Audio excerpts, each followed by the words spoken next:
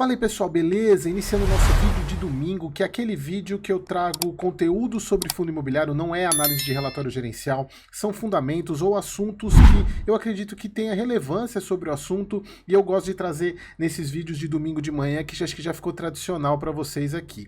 E o assunto de hoje é sobre preço sobre valor patrimonial, ou P sobre VP. E por que eu estou trazendo esse assunto hoje? Porque eu vi em alguns comentários, quer dizer, alguns não, vários comentários aqui em análises de relatório, também lá no grupo do WhatsApp, que o link está aqui na descrição, que algumas pessoas ainda têm uma certa dúvida sobre esse indicador, que por mais que seja simples de calcular, simples de saber o que ele significa, mas quando usá-lo, e principalmente para qual tipo de fundo eu devo usar, porque eu vejo que as pessoas utilizam esse indicador para um tipo de fundo imobiliário e não deveria toma decisão, né, sobre esse indicador, usa esse indicador para tomar decisão de um investimento e não deveria, como vocês vão ver nesse vídeo de hoje. E também para mostrar, pessoal, porque esse indicador eu trato bastante também na minha mentoria, que eu estou abrindo as inscrições amanhã. Hoje, domingão, é o último dia para você fazer o pré-cadastro. Tem aqui nesse link, nossa, estamos ventando aqui, esse link aqui, na verdade esse QR Code que tem aqui do lado, e o link está aqui embaixo também, para você fazer o pré-cadastro, porque quem faz o pré-cadastro recebe no e-mail o cupom de desconto, que é um baita cupom de desconto para você se inscrever, e as inscrições começam amanhã, dia 27. Então se você tiver interesse em participar, o link está aqui embaixo e aí você vai ver a qualidade dessa mentoria, assim, e a garantia é total, tá, pessoal? Eu coloco, porque eu confio tanto nesse produto, que não é aquela garantia de 7 dias, é a garantia total. Se você chegar no final da mentoria e não estiver satisfeito e não aprender, eu te devolvo todo o seu dinheiro, beleza? E o que você vai ver nesse vídeo de hoje é apenas um demonstrativo do que você vai aprender. Você vai ver a qualidade desse vídeo de hoje e você vai ver entender o que você pode aprender na mentoria, beleza? Então, pessoal, eu fiz uma apresentação aqui, vou usar algumas fontes de alguns relatórios também. Então, a ideia é trazer o que é o P sobre VP e falar para vocês, né, qual é o objetivo desse indicador, para que a gente usa, primeiro como é que a gente calcula e antes disso, pessoal, só para vocês entenderem, o P sobre VP, na verdade, é o preço sobre valor patrimonial. Mas o que é o valor patrimonial e como que ele é calculado? Pessoal, o valor patrimonial nada mais é do que o patrimônio líquido de um fundo ou de uma empresa. E o que é o patrimônio líquido? E aqui é um ponto importante que eu trago para vocês, porque inclusive na mentoria tem uma aula sobre contabilidade, da importância de vocês terem um mínimo de conhecimento em contabilidade para poder investir em fundo imobiliário. Por isso que é importante demais vocês terem uma noção de ativo, passivo, balanço patrimonial, o que é patrimônio líquido, para vocês poderem saber o que vocês estão investindo e entender o que o relatório está te trazendo, o que os informes estão te trazendo de informação. Informe trazer de informação é boa, né? Então, pessoal, o que é o patrimônio líquido? Se a gente pegar na estrutura de um balanço patrimonial, o patrimônio líquido é tudo aquilo, é a diferença entre o ativo do fundo ou da empresa. Isso vale tanto para a empresa quanto para fundo imobiliário, tá, pessoal? Ele é a diferença entre o ativo e o passivo. O que é o ativo? Ativos são os bens e direitos. É tudo aquilo que o fundo tem de bem. Imóvel, renda fixa, caixa, é tudo aquilo que o fundo tem de bem. E o passivo é tudo que ele tem de obrigação. São as obrigações, são a alavancagem do fundo, o que ele tem que pagar de dividendo no mês. Então, tudo que ele tem de obrigação perante os cotistas ou perante credores é o passivo. E o patrimônio líquido, então, é a diferença entre o ativo e o passivo. E você vai ver que na maioria dos casos, né, na maioria dos fundos imobiliários, o ativo é muito maior do que o passivo. Diferentemente de empresas, onde o passivo às vezes pode até ser maior que o ativo, dependendo da quantidade de dívida que uma empresa tem. Até por isso que a gente também não pode comparar um fundo imobiliário com uma empresa, exatamente por causa dessa estrutura. Então, pessoal, eu trouxe um exemplo aqui para vocês, que eu quero mostrar o seguinte: onde é que a gente pega essas informações? Vamos pegar lá no informe. Eu trouxe um informe aqui do HGRU, que eu vou usar ele como exemplo, o informe agora, né, de maio, é o informe mensal. Se vocês descerem aqui embaixo, pessoal, olha só, ele tem aqui um demonstrativo contábil, o informe mensal. Ele tem lá o ativo 2,5 bilhão, patrimônio líquido 2 bi 300. Percebam que a diferença entre o ativo e o patrimônio líquido é pequena, e qual que é essa diferença? É esse cara aqui, ó, o passivo, total do passivo.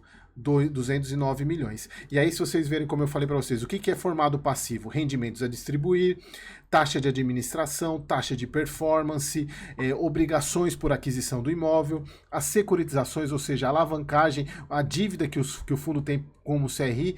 Então, é onde que a gente obtém essa informação. Então, se a gente pegar lá no Status Invest ou qualquer outra ferramenta que vocês peguem para analisar fundo imobiliário, para poder pegar os dados de fundo imobiliário, vocês vão ver lá que o patrimônio líquido do HGRU é 2 bi e 300 milhões. Ele não mostra ativo, ele vai mostrar o patrimônio líquido. Então, pessoal, vamos voltar lá para a apresentação. Que se você, então, já sabe como é que a gente calcula o patrimônio líquido, lembra? Que é só a gente voltar aqui, eu acabei esquecendo, né? É só a gente subtrair o ativo do passivo, se a gente pegar esses 2 bi e 500, aqui ó, 2 bi e 500, e tirar 209, 210 milhões, a gente vai chegar no patrimônio líquido, que é os 2.380, e isso eu estou mostrando aqui para vocês. Olha só, o ativo do HGRU, 2 bi 528, o passivo, 209 milhões, o PL é o ativo menos o passivo, que vai dar os 2.380. Então, aqui só para mostrar para vocês que o valor patrimonial é a mesma coisa que o PL, ou patrimônio líquido, é que é uma maneira de chamar, né? Normalmente os informes, né, e esses sites, né, de demonstração de indicadores, eles usam valor patrimonial em vez de patrimônio líquido. Então, como é que eu chego agora num ponto importante, que é o que normalmente a gente utiliza, que é o valor patrimonial por cota? Basta eu dividir o valor patrimonial do fundo pela quantidade de cotas. E se a gente observar aqui no informe, aqui ele tem o número de cotas, ó, número de cotas emitidas, 18.406.458 cotas que o HGRU tem. Então, se a gente dividir o valor patrimonial do fundo pela quantidade de cotas, a gente vai ter o valor patrimonial por cota, que nesse caso é 125,98, e o próprio informe ele já dá isso aqui, né? Ó, valor patrimonial das cotas, 125,97, eu arredondei para cima, né? Tá 125,98. Beleza. Bom, o que isso significa? Significa que o patrimônio líquido do fundo, ou o valor patrimonial dele, total, ou seja, os ativos que o fundo tem, menos o passivo, e dividido pelo número de cotas, vai dar o valor patrimonial por cota. Bom, então agora a gente tem o que a gente chama de cota patrimonial, que é essa que é aqui, ó, é o valor patrimonial por cota. Bom, então vamos pensar na seguinte situação, para vocês entenderem uma situação real. Então o HGRU ele tem com esse valor patrimonial por cota de 125,98. Só que no mercado ele está sendo negociado a 135,41. O que significa? Ele está sendo negociado acima do valor patrimonial por cota. Se a gente divide o valor de mercado por cota pelo valor patrimonial por cota, a gente tem o tão famoso P sobre VP. Ou seja, basta dividir o valor patrimonial, o valor de mercado, pelo valor patrimonial por cota, a gente tem o P sobre VP. Então, se a gente dividir 135,41 por 125,98, teremos 1,07, ou seja, o preço de mercado ele está sendo negociado 7% acima do valor patrimonial por cota. Então, quando a gente tem o P sobre VP igual a 1, significa que o preço de mercado ele está sendo negociado no mesmo valor do preço patrimonial por cota. Se o P sobre VP estiver maior do que 1, como é esse caso aqui, ele está 0,7 acima, ou seja, 7% acima do P sobre VP. Que a gente também considera chamado como ágil, esse é o nome correto, né? Então, se o P sobre VP está acima de 1, ele é considerado ágil.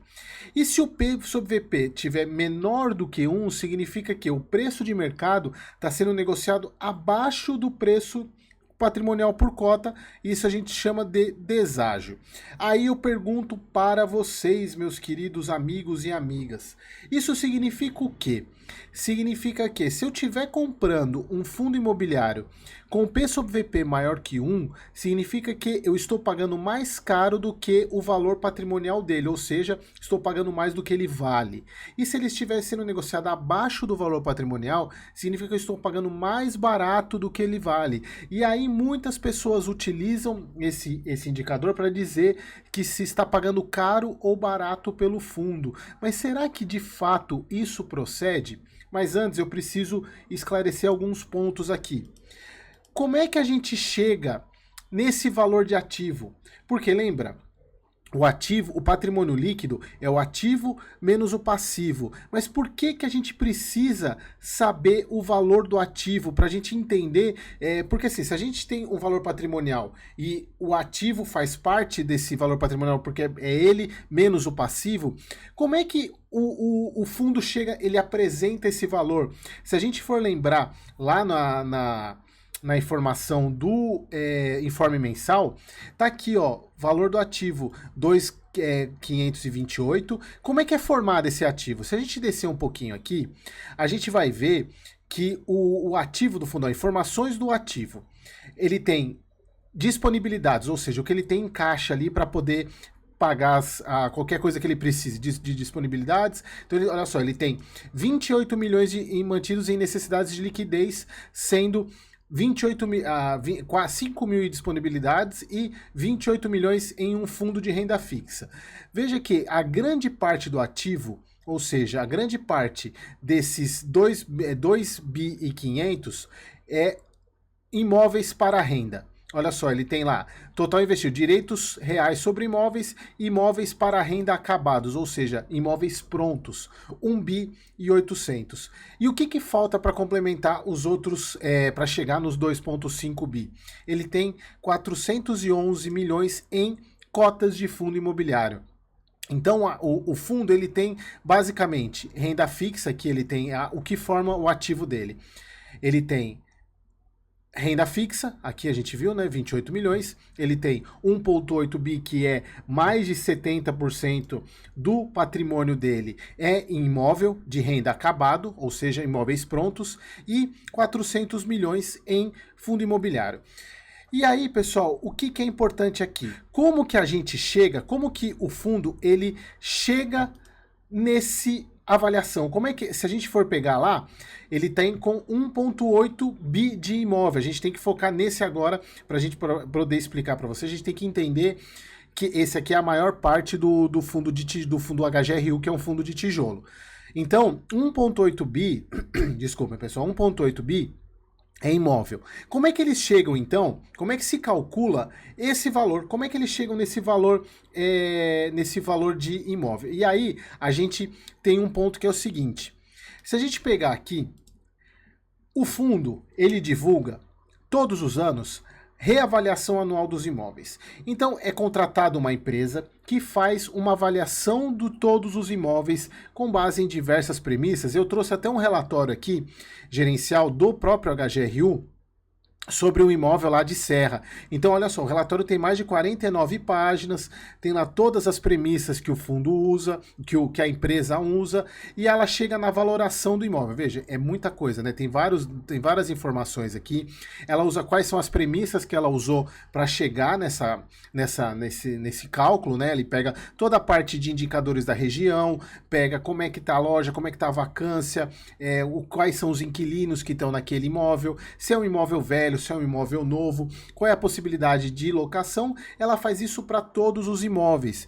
E aí ela chega no final do ano e diz, olha, o conjunto dos seus imóveis se valoraram por 4,24% nesse caso do HGRU. Então lá em 19 de dezembro de 23, os imóveis do HGRU, eles foram valorados para cima, ou seja, eles tiveram um aumento de patrimônio em 4,24%. E aí o que você vai me perguntar, tá, e aí, Eric, o que isso significa? Significa que a avaliação patrimonial de um fundo de tijolo, da maior parte dele, da maior parte do portfólio dele, que são os imóveis, é feita uma vez por ano. Aí você pode estar se perguntando, Eric, então se eu olhar aquele valor patrimonial que está sendo mostrado lá, deixa eu até abrir aqui, entra aqui no Status Invest, olha só, HGRU. Olha lá, ele está mostrando um valor patrimonial de R$ 125,98 por cota, que é o mesmo valor patrimonial que está sendo mostrado aqui, né? Ó, 125,98, 125,98. Então, você está querendo me dizer que esse valor patrimonial, ele foi calculado lá em dezembro de 23 e nós estamos em maio de 24. Então, será que de dezembro de 23 até maio de 24, os imóveis não mudaram de valor? Então, você chegar e pegar uma situação onde estamos com essa situação aqui, ó, de um P sobre VP de 1,07, pode significar que o mercado já precifica essa valorização. E aí você pode estar investindo num fundo imobiliário ou deixando de investir no HGRU, porque ele está sendo negociado a mais do que ele vale. Só que na verdade ele não está sendo negociado a mais do que ele vale. Ele está valendo isso hoje. O mercado já capturou essa avaliação que o valor patrimonial ainda não capturou. Então, por isso que é muito perigoso vocês avaliarem valor patrimonial de fundo de tijolo sem olhar o restante. Porque você pode falar, Eric, então o HGRU, eu estou olhando o meu fundo de tijolo, ele está com P sobre VP 1,1, ou seja, ele está com 10% de ágio, ele está sendo negociado acima do que ele tem avaliação. Aí você pode estar se perguntando, mas quando foi feita essa avaliação? Já passou muito tempo? O que aconteceu para o mercado estar enxergando isso? Os valores dos imóveis da região se valorizaram? Então, esse é o ponto que a gente não pode usar o P sobre VP para fundo de tijolo isoladamente. Exatamente porque ele representa um cenário passado, um cenário de uma avaliação que foi feita em algum determinado tempo, que não pode ser aquele. Se a gente pegar, por exemplo, nesses fundos da CSHG, todas as avaliações patrimoniais são feitas uma vez por ano em dezembro. Então, tudo que acontece de dezembro até dezembro, o valor patrimonial não está capturando, porque a avaliação ainda não foi feita. E aí você pode estar se perguntando, Eric, então quando que eu sei quando quanto que o imóvel está valendo, de fato? Quando ele é vendido. E aí a gente pega aqui, eu trouxe um relatório de uma venda. Olha só, venda do Big São Bernardo do Campo, que foi feito agora foi feito em 22 de dezembro. Olha só, pessoal, logo um mês após a avaliação patrimonial. Só que na verdade ainda não tinha sido divulgada a avaliação patrimonial ainda. Mas olha só o que ele coloca aqui, todos os valores, né? Olha só o que ele coloca. O preço de imóvel é 49% superior ao investido, 20% sobre o valor do laudo de imóvel de 2022 e 15% sobre o valor do laudo de 2023, ou seja, já estava considerando aqui. Então, olha só, o que isso significa? Que você está deixando de comprar um fundo porque você achou que ele está caro, só que quem está comprando o imóvel de fato está pagando mais caro por ele. Percebem que como é perigoso a gente avaliar um P sobre VP de um fundo de tijolo sem avaliar o contexto, sem saber o que está acontecendo? Por isso que, obviamente, pessoal, o valor patrimonial é importante, mas para fundo de tijolo é muito ruim você utilizar esse indicador, porque ele não representa, pode não estar representando a realidade. E aí, se vocês olharem aqui, eu até trouxe o valor patrimonial do HGRU desde lá de 2018. Ele estava lá em 90 e agora está quase pouco mais de 120, 90 e pouquinho, aí 120. Aí você pode falar, ó, aqui é uma nítida noção de como um fundo de tijolo ele se valoriza durante o tempo. Porque o bem foi sendo incorporado a toda a valorização dos imóveis. O fundo ele captura isso. Então, olha só, ele vem. E se vocês podem ver que tem alguns momentos que tem uma escadinha subindo aqui, são as avaliações dos imóveis. E aí você pode ver, subiu aqui, subiu aqui, subiu aqui. Você vê, é uma escadinha. E aí você pode estar se perguntando, Eric, mas por que tem algumas pequenas variações de um mês para o outro? Porque se você está falando que o valor patrimonial ele é feito uma vez por ano, então era para o valor patrimonial ser igual de todos os meses até o final do ano. E se vocês observarem, tem algumas pequenas oscilações. Por que isso acontece?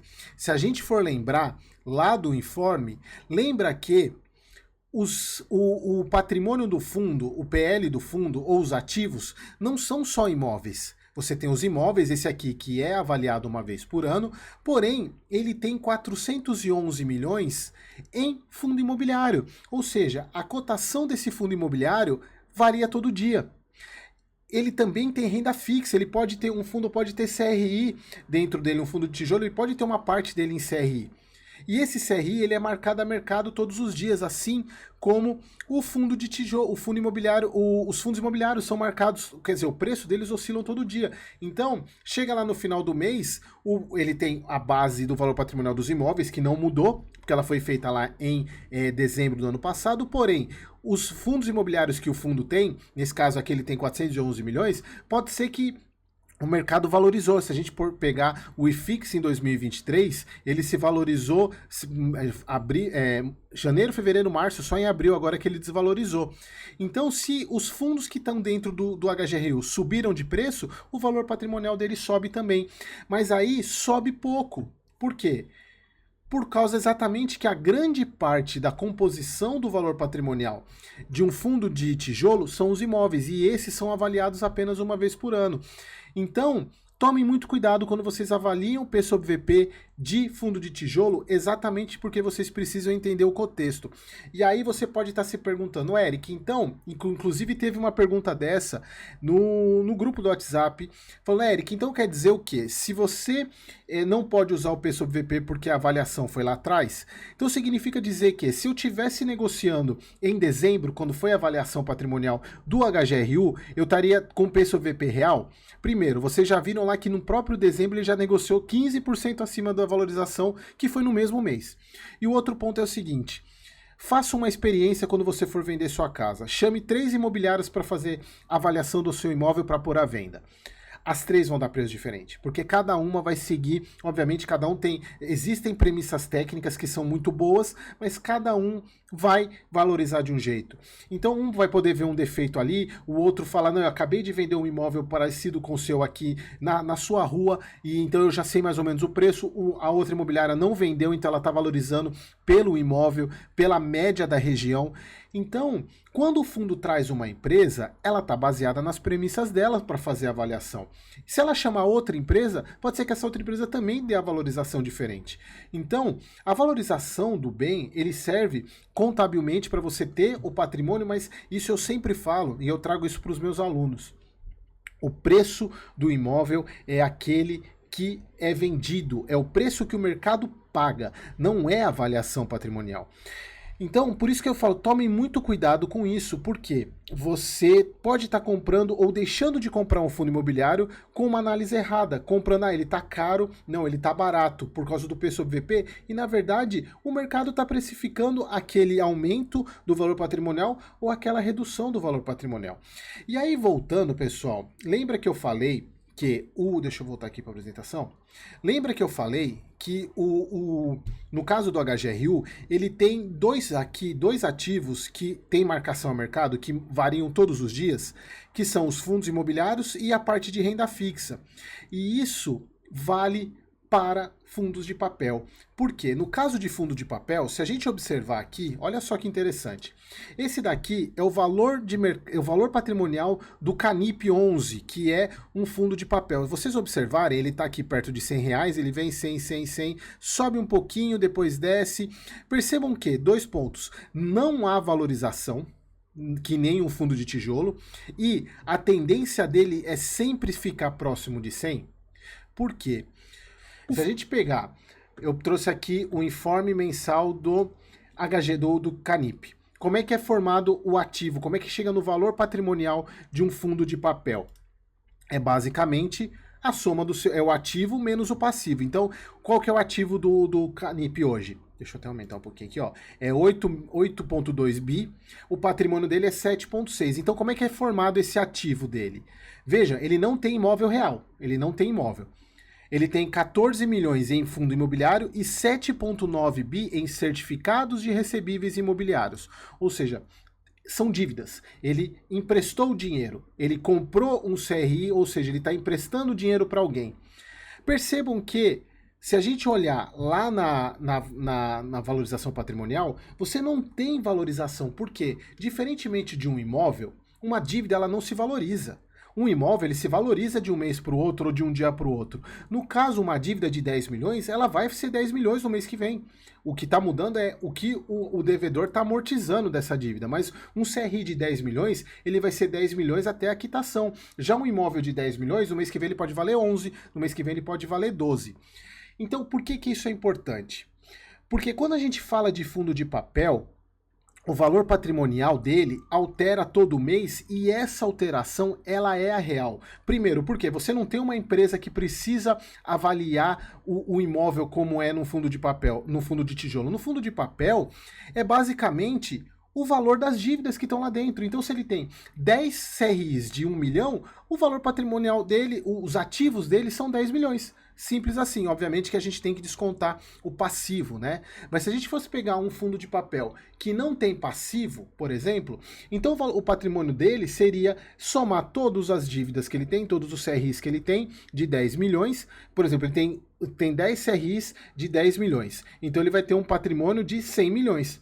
Simples assim, esse é o patrimônio do fundo de papel. E no mês que vem não vai valer 110, vai continuar sendo 100 milhões. Por isso que quando a gente olha aqui, a tendência é sempre a cota patrimonial ser 100. Aí você pode estar se perguntando, Eric, por que tem essas oscilações? Exatamente por causa da marcação a mercado. Eu vou deixar um vídeo aqui um vídeo aqui na descrição, explicando como é que funciona a marcação a mercado em ativos de renda fixa. No caso, o CRI é um ativo de renda fixa. Por quê? Quando você tem a subida de juros na economia, o preço unitário de um título de renda fixa cai. E quando o preço de um título cai, o valor patrimonial do fundo de papel cai. Assim como quando você tem a taxa de juros caindo, os títulos de renda fixa, os valores de cada título sobe. Então, se o valor de cada título sobe, o patrimônio do fundo sobe. Só que a dívida, por exemplo, um CRI de 10 milhões, ele continua sendo 10 milhões. Só que, em função da taxa de juros, o valor futuro dele trazido a valor presente muda. Por isso que tem essa oscilação. Então, quando a gente fala de um fundo de papel, o P sobre VP para esse tipo de fundo, ele é muito importante. Muito importante. Por quê? Se você estiver comprando um fundo de papel com P sobre VP acima de 1, ou seja, com ágio, significa que você está pagando mais caro do que as dívidas que tem lá dentro. Seria a mesma coisa que se você estivesse comprando uma nota de 100 por 120 reais. Seria assim, pessoal, é o seguinte, eu vou no mercado com uma nota de 100 e compro 120 reais de produto. Aí você vai pagar lá no caixa, falando, não, eu sei que essa minha nota aqui vale 120, eu quero comprar. Aí o caixa fala, não, essa sua nota vale 100. É a mesma coisa, pessoal. Por quê? Quando um fundo de papel está sendo negociado acima de valor 1, significa que o mercado está pagando mais do que ele vale. O mercado acha que vale mais, só que não vale mais. Ele vale aquilo. Por isso que quando a gente investe em fundo de papel, a gente tem que tomar muito cuidado ao investir em ágio, com ágio, porque você pode estar pagando mais caro.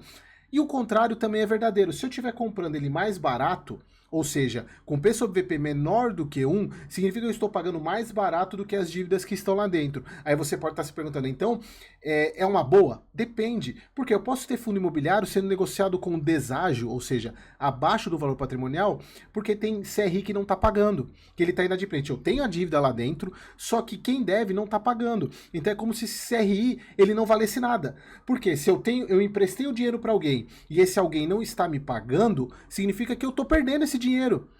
E isso é refletido no valor patrimonial, porque o valor patrimonial, na verdade, continua o mesmo. Ou seja, eu tenho uma dívida lá de 10 milhões. Só que quem deveria me pagar, não me paga. Então o mercado fala, poxa, então eu tenho que tirar esse CRI. Embora o fundo considere ele no patrimônio, eu que estou investindo, falei, eu tenho que tirar ele. Por quê? Se ele não está sendo remunerado, não está sendo pago, é como se ele não existisse. E aí o que o mercado faz? Tira ele por conta própria, fazendo com que a cota caia. Então ele está sendo negociado abaixo do que ele vale, mas não porque ele está barato, e sim porque o mercado tirou essa diferença do valor patrimonial da cota para o valor patrimonial, porque o CRI está inadimplente. Então esse é o ponto que vocês têm que tomar cuidado. Uma coisa é, se o fundo está sendo negociado acima do que ele vale, tem que tomar cuidado, porque de fato o mercado está pagando mais do que a dívida que está lá dentro. Agora, se ele está abaixo, tem que tomar cuidado e falar, não, ele não é porque ele está barato, depende, pode ser que ele esteja barato, o mercado está precificando a menos, ou existe algum problema no fundo estrutural que tem algum CRI que não está sendo pago. Então, e por fim, pessoal, como a gente estava avaliando os fundos lá o HGRU, a gente também tem uma porção de fundo imobiliário. E essa lógica de marcação a mercado, ou seja, do patrimônio relacionado aos fundos imobiliários, se aplica para os FOFs, ou seja, os fundos de fundos. Que, se eu peguei aqui o exemplo do BCFF, se vocês observarem aqui, no caso dele é um fundo base 10. O fundo, ele também negocia muito parecido com a estrutura, muito parecida com a do fundo com o fundo de papel, ou seja, ele tende sempre a ter P sobre VP igual a 1. Por quê? Como é que a gente calcula como é que a gente calcula o valor patrimonial de um fundo de fundo? Se a gente pegar aqui, eu trouxe o informe do BCFF, aqui ó, o fundo de fundos. Se a gente for pegar lá o ativo dele é 1,9 bi. O patrimônio dele é muito próximo, ele praticamente não tem passivo. Então, como é que é composto o ativo de um fundo de fundos? Ele não tem imóvel, tá vendo? Ele não tem imóvel real. Ele basicamente, ó, fundos de investimento imobiliário, tá aqui, ó, praticamente tudo aqui. E ele tem um pouco de CRI também, tá vendo? Ó, 230 milhões e ele tem 1,6 bi de outros fundos. E como é que a gente calcula esse valor patrimonial? Como é que chega nesse 1,6 bi? Basicamente, ele pega, a administradora pega todo o valor de mercado dos fundos que estão lá dentro e soma. Simples assim. Por exemplo, eu tenho dentro do meu fundo, é boa, né? Dentro do meu fundo, eu tenho 10 outros fundos. Eu tenho 10 cotas de cada fundo. Eu vejo quanto que o mercado está pagando em cada uma das cotas e multiplico. Simples assim. É só pegar o valor de mercado dos fundos que estão lá dentro do BCFF e vai chegar nesse 1,6. E aí o que significa? No mês que vem, se tiver uma crise, se tiver todos os fundos, o IFIX cair, o valor de patrimonial do BCFF vai cair também.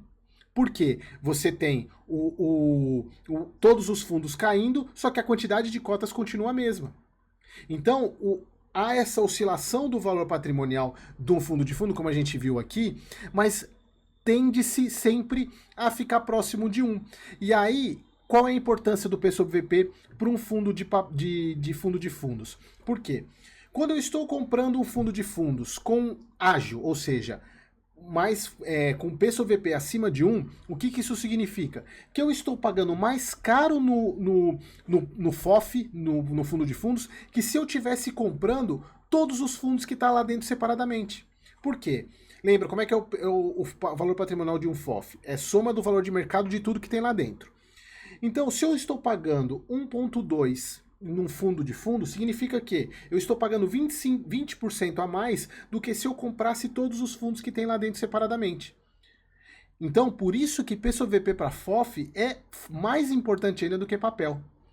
E o contrário também é verdadeiro. Se eu estiver pagando menos de 1, P sobre VP menos de 1, significa que eu estou pagando mais barato comprando o FOF do que comprando os fundos que estão lá dentro. Então, obviamente também é a mesma história. Se está muito baixo, pode ser algum problema estrutural. Mas, via de regra, para o FOF, o deságio, ou seja, o valor abaixo do 1, significa de fato que você está pagando mais barato. Ao contrário do fundo de papel, que o pagar mais com deságio pode ser um problema de inadimplência. No caso de FOF, não, porque é o valor de mercado. Então, você pagar abaixo de 1 significa que você de fato está pagando mais barato do que se você comprasse os ativos separadamente. Entenderam? Então, pessoal, essa é muito importante. Se vocês não entenderam, voltem e assistam de novo, para vocês pararem de se basear apenas no P sobre VP para fazer os seus investimentos. Por quê? E a gente para, assim, inclusive eu estou pensando no próximo domingo falar sobre dividend yield, porque são os dois principais indicadores que as pessoas usam. Nossa, eu estou suando aqui. Os dois principais indicadores que as pessoas usam para investir em fundo imobiliário, e às vezes são os piores indicadores, porque você toma decisões erradas com base neles. Você comprar um fundo de tijolo com P sobre VP acima de 1, ou melhor, você deixar de comprar um porque você acha que está caro, você pode estar fazendo um péssimo negócio ou deixando de pegar uma baita oportunidade porque o mercado já precificou a valorização desses imóveis. Aí quando tiver a valorização, o cota vai subir, você vai falar, poxa, eu devia ter comprado lá atrás. Já um fundo de papel, você comprar ele com P sobre VP, que a gente já viu lá atrás, o IRDM, a P sobre VP 1,5, ou seja, você está pagando 50% a mais do que as dívidas que estão lá dentro dele. Quem comprou nesse momento até hoje não recuperou dinheiro. Por quê? Você pagou 50% a mais do que o que ele tem de dívida lá dentro. Você pagou R$ 150 por uma nota de 100. E o mesmo vale para FOF no exemplo contrário, que como vocês sabem, eu não sou muito fã de FOF, mas FOF é muito bom para quando ele está sendo negociado com deságio, porque são ganhos pontuais. Você comprar um FOF com P sobre VP 0,8, ele tende a valorizar 20%. Então você compra por R$ 8 e vende por 10. Você tem um ganho de capital de R$ 2. Então é normalmente assim que as pessoas investem em FOF, como um investimento tático, principalmente quando ele está bem com o deságio. Então, pessoal, espero que vocês tenham gostado. Acho que ficou um pouco grande esse vídeo, mas assim, é só para vocês entenderem também o conteúdo que eu passo na mentoria, que é muito mais detalhado do que eu fiz nesse vídeo, para vocês verem como eu fui detalhado nele, para vocês verem o que vocês vão encontrar lá. Então, não deixem de fazer o pré-cadastro, tá o link aqui embaixo, tá lá no QR Code lá no começo, para vocês receberem o cupom de desconto, e amanhã eu abro as inscrições para a quarta turma, beleza? Então, espero vocês no próximo vídeo.